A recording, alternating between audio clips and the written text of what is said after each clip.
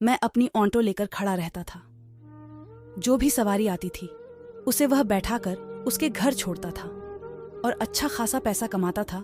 एक दिन की बात है कि उस दिन जोर जोर से बारिश हो रही थी और रह रहकर बिजली चमक रही थी। रात के समय साफ साफ कुछ दिखाई नहीं दे रहा था। वह वापस अपने घर को आने का सोचा। मैं सोच ही रहा था, मुझे याद आया कि 1 घंटे बाद एक पैसेंजर ट्रेन आने वाली है और मैं फिर से वहीं पर रुक गया। इतने में और घना अंधेरा छा गया। अंधेरा इतना था कि एक हाथ को दूसरा हाथ दिखाई नहीं दे रहा था। इतने में ट्रेन आ गई और बिजली रह रहकर चमक रही थी। तभी ट्रेन में से एक सुंदर सी लड़की बाहर निकली जिसकी उम्र 19 या 20 साल रही होगी। उसके कंधे पर बैग और हाथों में सूटकेस था, मानो शहर से कोई परी आ रही है। और वह सीधे मेरी तरफ आकर रुकी और बोली, मुझे रामपुर जाना है, क्या आप मुझे वहां तक छोड़ दोगे? मैंने बोला, मेम साहब, अगर आप अभी चलोगी तो RS7 100 लूंगा और अगर सुबह चलोगी तो मैं आपसे 200 ही लूंगा। लड़की ने बोला, आप 700 ले लेना, लेकिन मुझे अभी ही मेरे घर पहुंचा दो।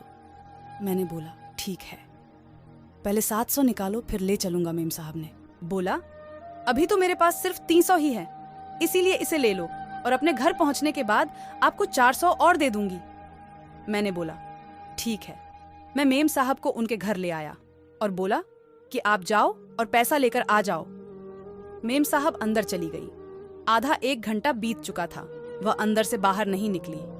तो मैंने सोचा, चलो मैं ही अंदर जाकर पैसा मांग लेता हूँ। रात के करीब 3 बज चुके थे। जब मैंने घर का दरवाजे खटखटाया तो अंदर से एक माताजी अपनी आंखों को मलते हुए दरवाजा खोला और बोला, आप कौन हो? इतनी रात को क्यों आए हो और क्यों जोर जोर से आवाज मार रहे हो?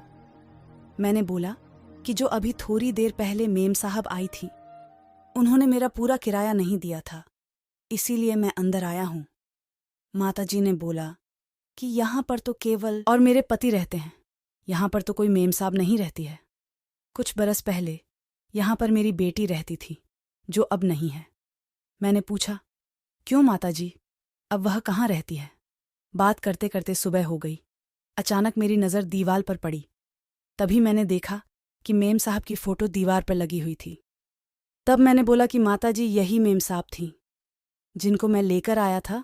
माताजी रोते रोते बोली, बेटा, ये कैसे हो सकता है, क्योंकि यह तो 5 साल पहले ही ट्रेन के नीचे आकर कट गई थी, उसकी मृत्यु हो गई थी। तब तो मेरे होश उड़ गए और हाथ पैर ठंडे पड़ गए। मैंने बोला, मैं जाता हूँ, मुझे कोई पैसा नहीं चाहिए। और मैं जोर से दौड़ा और ऑटो रिक्शा तक आया। ऑटो में बैठकर ऑटो को जोर जोर से भगाने लगा। तभी मेरी नज़र पीछे वाली सीट पर पड़ी तो मैंने देखा कि 400 परे थे।